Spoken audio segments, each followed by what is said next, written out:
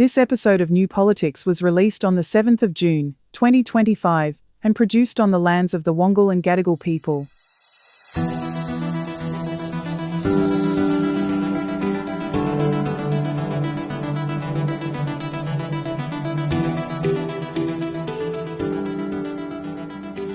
Welcome to our audience and welcome to you too, David. Just had some good news to give out. We've had some success with our new book, The Red Wave. It got to number one on the bestseller list and we knocked off one of Donald Trump's books from the number one spot in the process. So all is good in the world, David. It's great news. I was really thrilled to see that we were number one. And thank you to all of those people that have purchased our book. Tell your friends, enjoy. If you didn't like the book, send it to people you don't like. But if you did like it, that's fantastic. And let's keep the momentum of it going. In all humility, I feel it deserved to be number one and it was great. And thank you again to everyone who bought a copy. And we've got lots to talk about today, as usual. The fallout from the government's decision to extend the North West Shelf gas project. There's the defection of the Greens Senator over to the Labor Party. And this sort of thing happens every 3 or 4 years, but there's a big push to substantially increase defence spending, and we'll get onto that pretty soon. So there's always lots to talk about within politics, David, and today will be no exception. I'm pretty sure about that. It will be big. It's been a big week. And just a reminder that New Politics is produced by independent media. You can listen in, share, subscribe and support New Politics at Patreon and Substack. It's just $5 per month.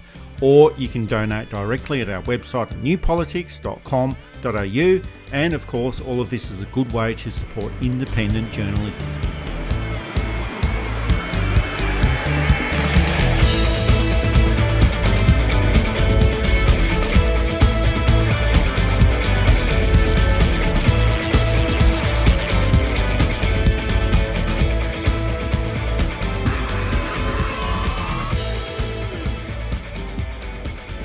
Climate change wasn't mentioned very much at all during the recent federal election campaign, and that ended up being pretty good news for the Labor government, because otherwise they would have had to explain why they approved so many new coal mines and approved so many gas fracking wells in Queensland and New South Wales, and that also would have had to explain why greenhouse emissions are not falling as quickly as they should be if we're going to reach the 2030 emissions reduction targets. And it also meant that they wouldn't have to explain that they were on the verge of extending the licence for Woodside's North West Shelf project by 40 years, taking it up to 2070, and also adding 6 billion tonnes of greenhouse emissions during this time. So, David, that's a lot of bad news to talk about during an election campaign, so it's no wonder the Labor government decided not to campaign on the environment, because they wouldn't have had very much to say about it that would have been positive. Now, the North West Shelf gas project is just off the northwest coast of Western Australia. It's about 100 kilometres from Qatar, and it is the largest industrial emitter in Australia. It's also damaged around 5,000 sacred sites since it was first opened in 1989. There's also the risk to 50,000-year-old Indigenous artworks through acidic emissions and degradation. So this generally is a bad decision. It's a good decision for Woodside, but a bad decision for the environment. And we suggested a few weeks ago that the government would make all of its politically unsavoury decisions in the first part of this term, but I just didn't expect that it would be happening so soon. I suppose you get it out of the way early in the term in the hope that people will have forgotten by the time the next election rolls around. Well, we're not going to forget it. We are not going to forget it, and I know a lot of our listeners aren't going to forget it, and I know a lot of people who haven't yet had the good fortune to listen to us but feel very strongly about it aren't going to forget it. It's probably going to impact, and I suppose this would have been part of their thinking too, that they're not going to lose the election over it. Again, they're so far ahead mathematically that the next election is a lock. But they might lose 20 or 30 urban seats across Sydney, Melbourne, Canberra, Adelaide and Brisbane, which are those inner urban seats are the ones most vocally concerned about the environment. I'm not saying that other seats aren't, but those inner urban ones. Now, perhaps in their strategic thinking, they've realised, well, we're going to lose 20 seats, but that still puts us ahead by a smaller majority. But all you need is 50.1% of the seats to win. It's very cynical. It's enriching the wrong people for the wrong purposes. And from a Labor government, it's very disappointing and will cast a pall over any good things they do.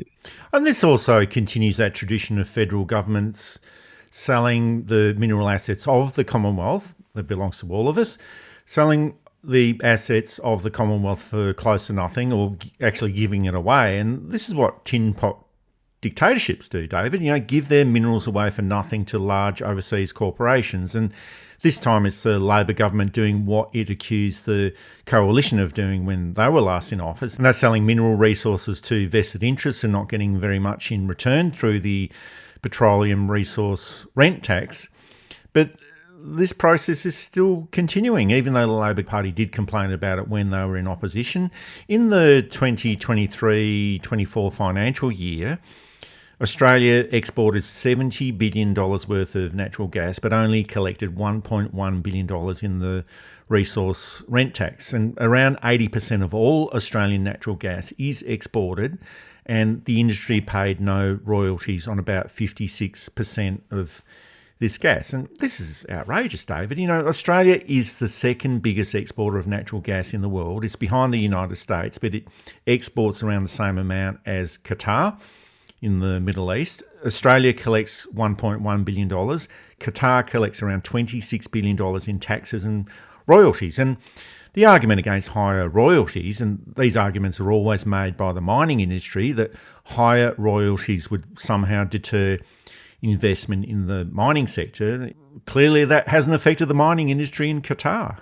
Yeah, this absolute nonsense that people won't invest in, that we'll lose jobs and we'll lose if we tax. Well, if we do, quote, lose those jobs, systems can be put in place to have those workers go into other related fields, into other cutting-edge new technology, into solar power, into what have you. But there's always someone who will invest and who will do their best to fiddle the tax down. Okay, that's going to happen. But that $26 billion would do a lot for, say, the state of health in New South Wales or the state of health around the country. It would do a lot for universities. It would do a lot for properly funded, properly researched, properly built infrastructure programs.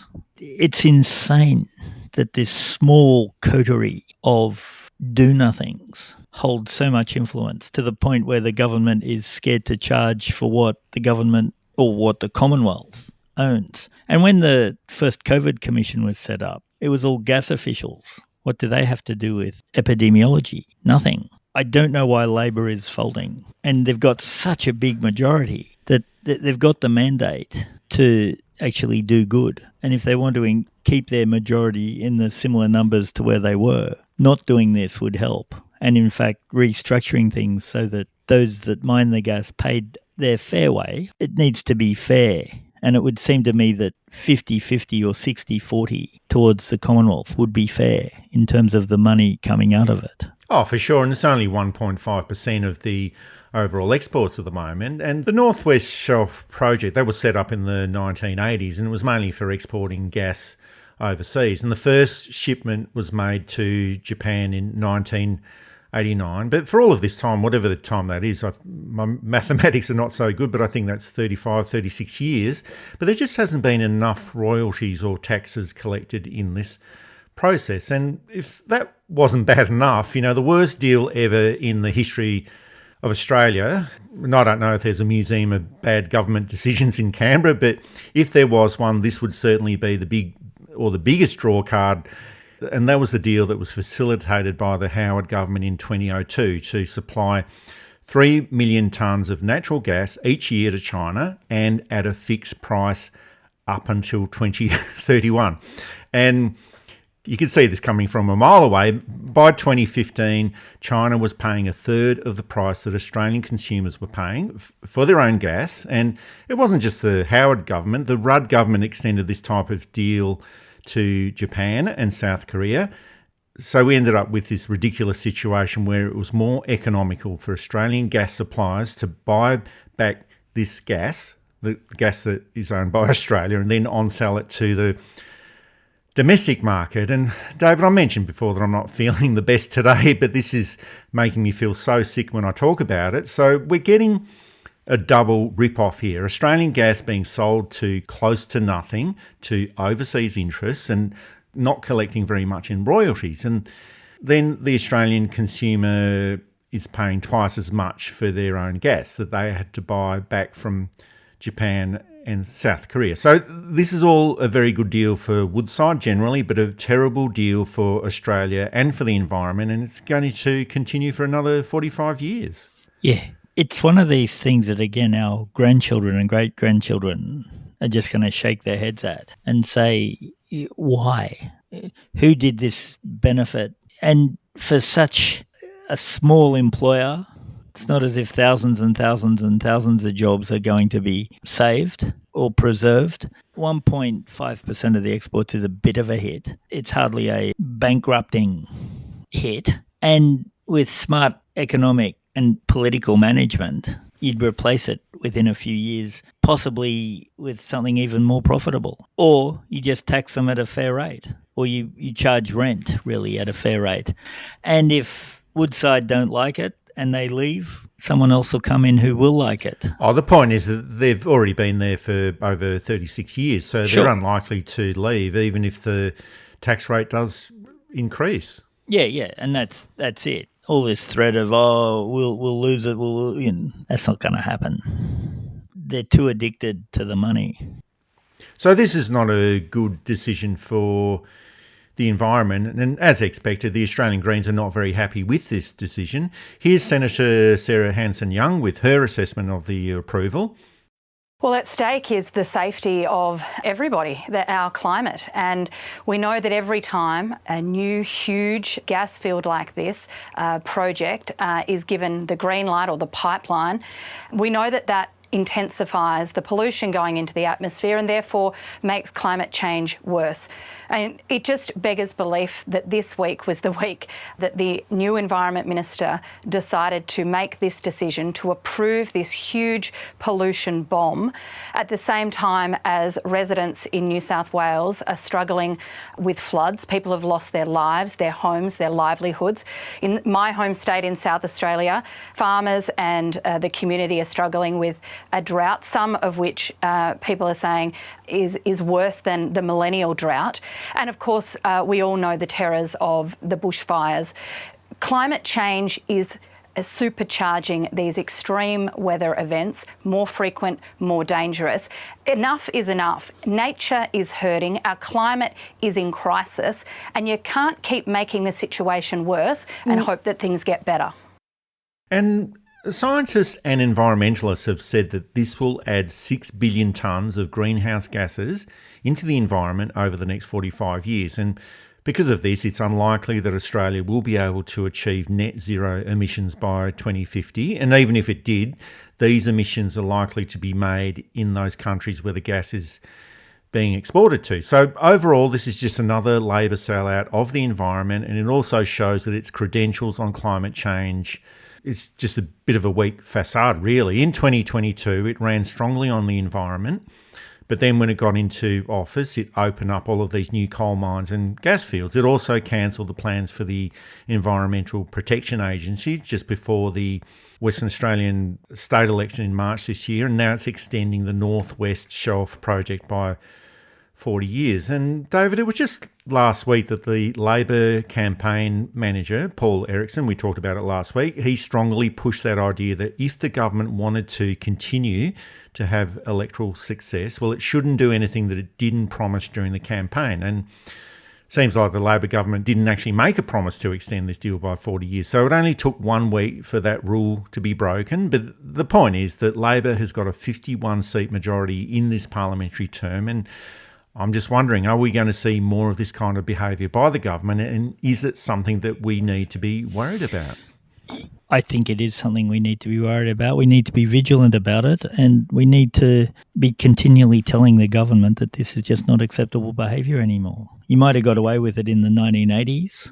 Of course, Kevin Rudd folds to the mining industry when they took out multi-million-dollar ads against him after promising a much better green And now we find ourselves with colder winters, hotter summers, once in 100 years flood happening every 2 years, once in 100-year cyclones happening every year, worse bushfire seasons starting earlier and finish later, and even down to the ski seasons. There's less snow for skiing. Now, that's not a big thing for a lot of people. A lot of people don't go skiing. But if we look underneath the idea that some people's holidays are ruined, which is a thing anyway, less snow in an area that has had snow for hundreds of millions of years will have huge effects. It's something that the government lacks courage in and has since at least 2008 and probably well before then.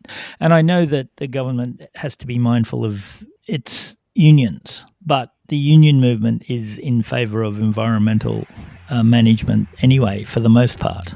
They need to sit down seriously and have the hard decision and work out how do we do this so that it works. And the answer's there, and it's not that difficult, but the action is the difficult thing.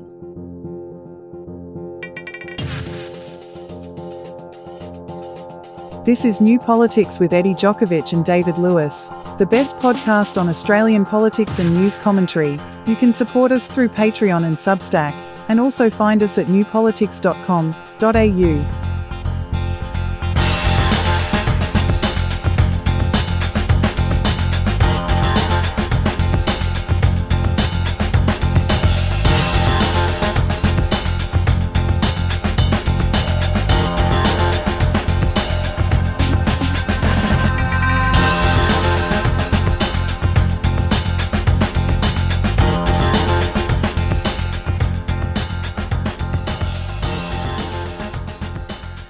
Just when we thought that things couldn't get any worse for the Australian Greens, one of their senators in Western Australia, Dorinda Cox, has defected to the Labor Party.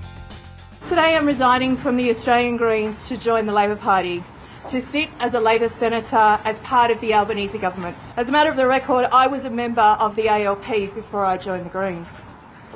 I have reached a conclusion after deep and careful reflection that my values and priorities are more aligned with Labor. And this follows on from the loss of 3 seats in the federal election, the loss of their leader, Adam Band, a drop in primary votes. It wasn't a big drop in primary votes, but it was still a drop, and not picking up the seats that they were expecting to win. And they also had the defection of Lydia Thorpe in the last parliamentary term, who now sits as an independent senator, and now they've got this happening. Dorinda Cox missed out on the leadership ballot in the Australian Greens a couple of weeks ago, and that was won by Larissa Waters and Sarah Hanson-Young. So it's quite possible that there's a bit of sour grapes going on here. Overall, this won't change the Senate situation very much at all. The Greens will still hold the sole balance of power, and the Labor government will still have to negotiate with them to get their legislation through. Essentially, they could still negotiate with the Liberal Party to get their legislation through. And the way that things are going at the moment, they probably might end up being an easier option for them. But the symbolism, I think, of this is quite drastic. Now, we don't usually have people defecting to the Labor Party. It's usually a defection going the other way, or people leaving the Liberal and the National parties. But either way, it's not a very good sign for the Australian Greens. I don't get the sense that the Greens were terribly upset that she was gone. There was something like 20 bullying allegations. And I stress they were allegations. I don't know what the story was. Even if she's innocent, the presumption of innocence and all of that, it's still a hassle that the party has to go through, which they now have been relieved of. Nonetheless, just after an election, it's a pretty low act. And it's the same with Jacinta Price going from Nationals to the Liberals. A lot of resources went into making sure these people got elected on that ticket. A lot of volunteers, a lot of money, a lot of time. And within 6 weeks, you decide, I actually don't want to be in this party, I want to be in the next party. I'm not quite sure how to fix this because, of course, the Constitution doesn't make allowance for parties. No party is mentioned in the Constitution, so the Governor-General runs everything and this is how it's done. And there's a lot of assumptions and a lot of preconditions and a lot of tradition and all of that. I suspect there'll be a lack of will to change some kind of law that you must remain within a party for 6 months after election. And of course, let's say, for example, that in a couple of years a party gets in and they get in as a progressive party, but it turns out that they're actually very quickly a bunch of fascists and people start leaving because of that. Should that be illegal? Or vice versa, a right-wing party, and then it turns out that they're weak, woke, and sending us brokers advance failed in there. It's a hard one, but I think in the cases we've had this term, I sympathise. This is something that please don't take out of context and that you won't hear very much. I sympathise with the National Party in the Northern Territory. I sympathise with the Greens in Western Australia for this one thing that two people who get in decide to throw it all away and move elsewhere. And I just think it's not a good look. It's not a good look for them. And the party shouldn't have to put up with that. Well, it's not a good look, but it's also something that shouldn't be happening. Dorinda Cox was elected as a Greens Senator in 2022, so it's not like she just joined up last week. She's been in Parliament for 3 years, and as you mentioned, David, that's considerable resources and support that goes into getting that person into Parliament. Senator Fatima Payman, she left the Labor Party during the last term to sit as an independent, and then she set up the Australia's Voice Party. And you brought this up before, maybe the only way that we can change this is by changing the Constitution. But as we've seen so many times before, constitutional change is not very successful in Australia. And maybe it's a situation that doesn't happen often enough for it to be an issue, that we need to change the Constitution. Lydia Thorpe also resigned from the Greens in the previous term. We had all of those people elected under the banner of the Palmer United Party in 2013, I think that was, and then they resigned after they got elected. And if I was a Greens voter in Western Australia, well, I wouldn't be too happy to see a Greens senator moving over to the Labor Party. So, and I think this situation has also set up some double standards in politics. When Senator Payman resigned from the Labor Party, the Prime Minister Anthony Albanese suggested that she should resign from Parliament and give the seat back to the Labor Party. With Dorinda Cox, there seems to be a different perspective. Senator Cox approached us recently. I engaged very constructively with Senator Cox after that approach was made. Senator Cox didn't ask for anything, just asked for this to be considered. And of course, Anthony Albanese is not going to say no to a senator joining up with the Labor Party, and I'm not sure what the solution is here really. Ultimately it is the person getting voted into office and not the party itself, but it is the party that puts up the resources to get that person into Parliament. Maybe the better solution would be to resign from Parliament rather than going to an opposing party. That would be the most ethical thing to do here, but as we know, politics is not filled with very much ethics, and ultimately it's the electorate that decides. Anyway, Andrew Gee resigned from the National Party during the last term. He ran as an independent in the seat of Calare and he got voted in. And that was in the lower house, of course, but until it starts happening more frequently, maybe it's something that we just don't need to worry about too much. Andrew Gee left on a point of principle halfway through the term on something that he wasn't expecting. It's really a little bit more justifiable. And it didn't seem to me that Dorinda Cox left on principle, and it didn't seem to me that Jacinta Price left on principle, whereas Andrew Gee very much left on principle. And I think that he was rewarded by the electorate, running as an independent and then getting voted back in by the electorate of Calare. And it showed that he was serious about his role as a local member, and he took a brave stance. He left the party over their stance on The Voice. He thought that the party should have supported The Voice. And in Calare, just west of the Blue Mountains, that was a big thing that could have cost him his career. And no doubt he received a lot of opprobrium. But in the end, he is a good local member. And my first rule of politics is be a good local member. Why did Jacinta Price leave the National Party? What was the issue of principle? They didn't offer her the deputy positionship, whereas Angus Taylor did offer her the deputy. That's not really principle. Dorinda Cox, it seems to me, and if I'm wrong, please let us know. It seems to me that she was in a lot of trouble with the Greens and was likely going to be forced out, so moved to the Labor Party to stop those inquiries into her name. Oh, and David, as you know, in politics, there's always another story that's going on behind the scenes. And there were those allegations of bullying and workplace harassment in Dorinda Cox's office that you alluded to before. There was a high turnover of staff. There was a range of internal policy issues going on as well. And Dorinda Cox, in her media appearance during the week, she did say that you can only make positive change from the position of government and not on the crossbench. I don't think that's necessarily the case anyway, but Dorinda Cox did have portfolio responsibilities within the Australian Greens, and she's not going to get that for a while within the Labor Party. The Labor Party generally just doesn't work like that. You're not going to be a member for 5 minutes and then given a portfolio unless you're someone like Bill Shorten. So it's not going to happen for a while if it comes to that anyway. And maybe it's that thing about wanting to be part of the winners group and not the losers. Maybe they just didn't all like each other within the Australian Greens. And politics is, despite all of the political or party affiliations, it's based on personal relationships. And in a party room of 12 in the Australian Greens, which is what it was before she defected, if you don't get on with 2 or 3 people, well, that's going to be quite destructive. But in a Labor caucus of over 120 people, well, there's more chances of finding your own people. And if you've got issues with a handful of other members, even if it's 5 or 6, well, percentage-wise, it doesn't make that much difference because there's so many other people that you can get on with.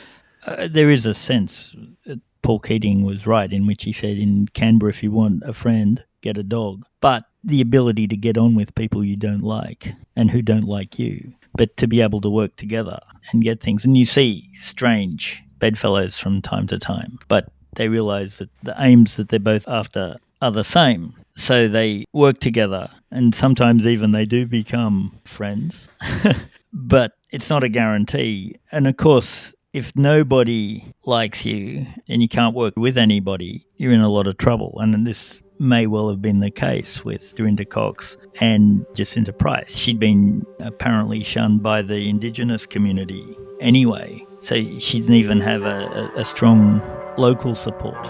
So I think that type of tactical retreat was probably necessary, but should have been thought about a bit more. This is New Politics, available through Apple Podcasts, Spotify, Amazon Audible and YouTube, and also available to support at Patreon, Substack, and at our website, newpolitics.com.au.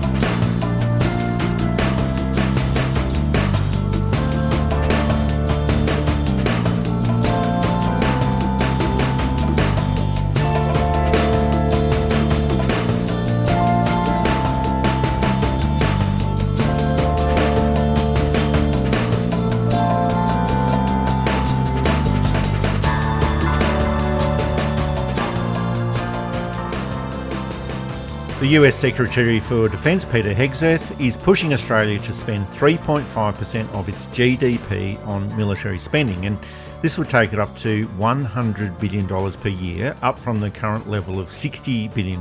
And this supposedly needs to be done to help the US in its ongoing tensions with China.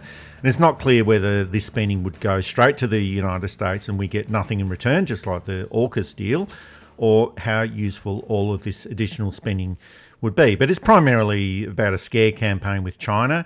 Here's Peter Hegseth going on about this issue during the week in Singapore. Any attempt by Communist China to conquer Taiwan by force would result in devastating consequences for the Indo-Pacific and the world. There's no reason to sugarcoat it. The threat China poses is real, and it could be imminent. We hope not, but it certainly could be. As President Trump also said in Riyadh, the United States is not interested in the moralistic and preachy approach to foreign policy of the past.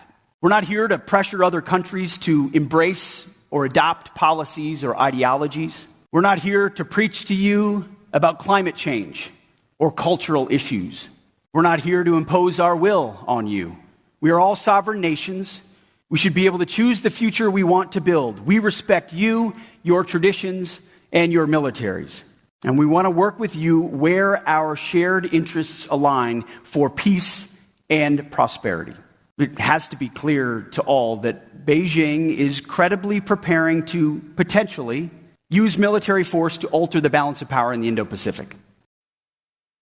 And we have to remember that Peter Hegseth is the least qualified and probably the most incompetent Secretary of Defence the United States has ever had. But aside from that, this is all another fear campaign drummed up by the United States. They say that they're not telling us what to do, but then telling us exactly what to do. And this is the rinse and repeat process that we see every few years. Blame China, ramp up the fear of China, accuse China of all the things that it's supposedly doing but not actually doing.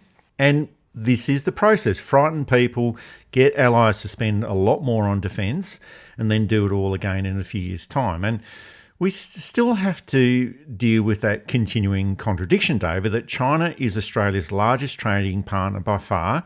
Chinese companies own the Port of Darwin and the Newcastle port.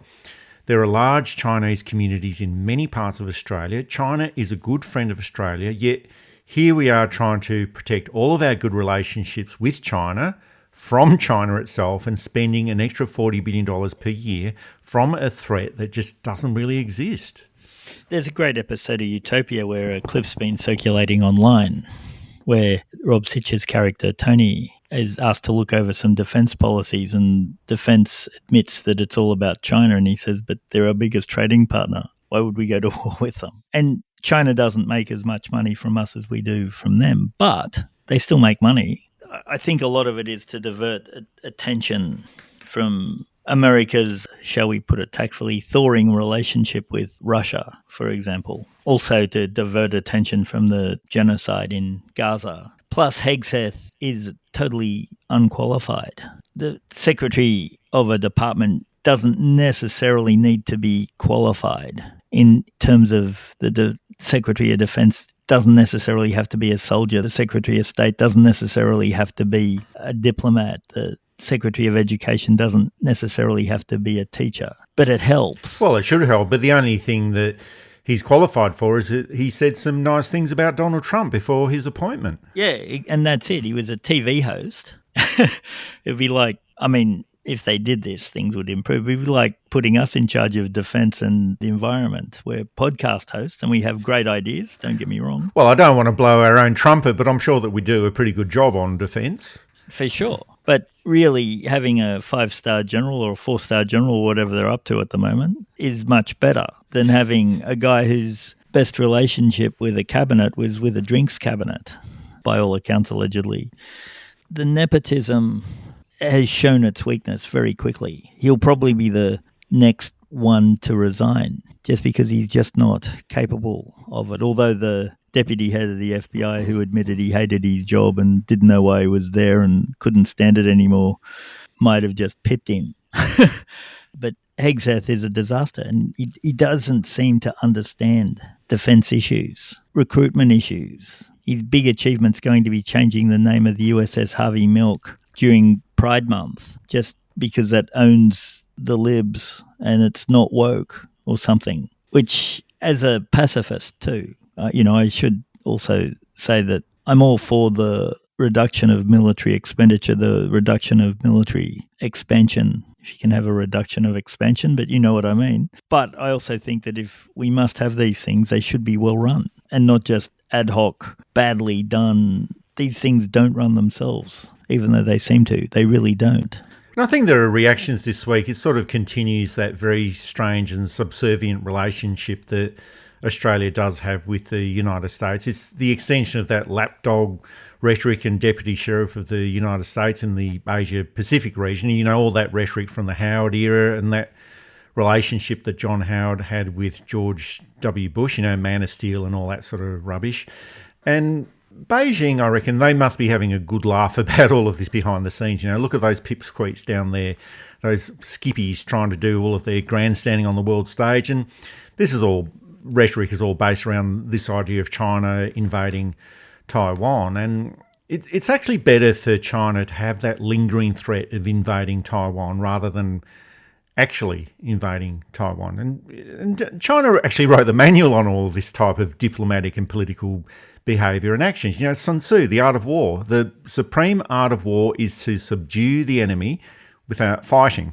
That's straight from the book. You know, China understands this process very well, but it seems like the United States doesn't. And David, if China really wanted to invade Taiwan, it would have done it many, many years ago. But this rhetoric about the big bad China on the verge of invading Australia and its nearby countries and neighbours, well, that rhetoric suits the military industries. It suits the United States as well. It's just never going to happen. You know, it's primarily an ambit claim to get more defence spending, and they'll probably end up getting it.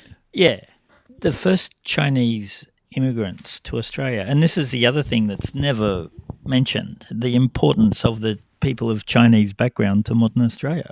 First Chinese immigrants started coming here in the 1820s or the 1830s. Okay, China was very isolationist up until 1948, but that's still a long time. And would America have come in to defend Australia had China come down? Now that's a vexed question. It might have. Would Britain have with a decaying empire? Britain probably wouldn't have, because it couldn't afford to. It was too busy expanding its health and education. But China could have come down in 68, 66, 67, 68, when Australia is waging the proxy war against China in Vietnam. China could have come down then. Tiananmen Square, what a time to distract people. China could have come down then. That's it. And again, this is not to say that the Chinese government is a perfect government that is above all criticism. By no means. But sometimes have to trade with people who you don't fundamentally agree with. And it's a complex relationship.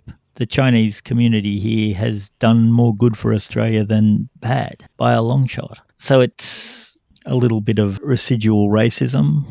By residual, I mean society-wide residual racism, pure blatant racism from those most in favour of this type of stuff. I think it's a little bit of fear of the other, even though the United States is doing more damage to Australia with the AUKUS deal, you know, on certain metrics anyway. I think it's insane. And again, that's not to say we shouldn't hold the Chinese government to account for human rights issues, for other things that the Chinese government does. But you can do that, as Australia has done in the past, to friends like Britain and America. You can have stern words with them and voice your disapproval, and maybe things might change a little bit. We can't boycott China at the moment. Getting rid of the gas exports wouldn't damage Australia much. Getting rid of Chinese imports and Chinese exports would damage Australia greatly. Sorry, I think there was a Chinese representative not just knocking on my window, but it's okay. But I think diplomatically, there's a lot of inconsistency. This is all over the place. Peter Hegseth telling Australia what to do. Richard Marles calling on China to explain itself. What we have seen from China is the single biggest increase in military capability and build-up in a conventional sense by any country since the end of the Second World War. That is one of the key features of the complexity of the strategic landscape which all of us face within the region and which is faced around the world. And it's not just the size of the military build-up, it's the fact that it is happening without strategic reassurance. It's happening without a clear strategic intent on the part of China. Now, we've been very frank about that, and frank at this Shangri-La dialogue, but we've been frank in the past about that. What we want to see is strategic transparency and strategic reassurance be provided by China, and an understanding of why it is needed to have such an extraordinary military build-up that China is engaging in. Then we have Anthony Albanese being asked by the French government to support its path towards a two-state solution in Palestine and setting up sanctions against Israel, only for him to say, oh, no thanks, we follow our own path. And I'm sure that he made a few phone calls to Washington before making a comment on that, because for Australia, whenever a government says we will follow our own path, well, that means following on from the path of the United States. But I think that all of these discussions with the increase of military spending in relation to GDP and all that sort of thing, I think this is probably in the context of tariffs against Australia as well. You know, there's always things that are going on in relationship to other things within this area. And it's 10% tariff on most goods and services, 25% on steel and aluminium, and that's going up to 50%. And it's hard to get exemptions on any of these tariffs unless you say yes to the United States on everything. And there have been many experts who have been suggesting that Australia should be navigating away from the United States in foreign affairs and defence policies and relationships. And not just because there's a nutcase administration in the United States, but just for the need for Australia to diversify its interests on a pragmatic level. But it's just hard to see how this could happen, even if Australia really wanted to. Foreign affairs is hard enough without bringing in extra complications. Yeah, I can't see a path, because we should have walked away from AUKUS 3 years ago. We should never have gone into it in the first place. Well, diplomacy is very inconsistent, as I mentioned before. Like, we've got the US Secretary of Defence pretty much telling Australia what to do, Richard Marles telling China what to do, and Anthony Albanese telling the French government, oh no, we'll do it our way, or whatever that means. But it's just a very inconsistent process. It's how things get out of control quickly. Foreign affairs has to be, from time to time, inconsistent because of the nature of foreign affairs. Governments in other countries change. Treaties expire.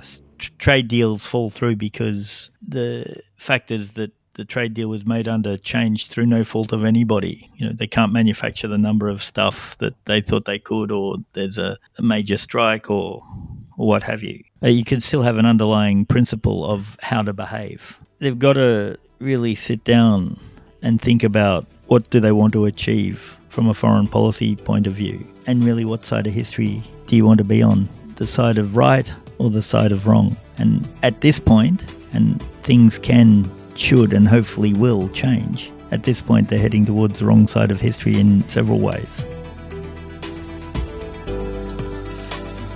That's it for this episode of New Politics. Thanks for listening in.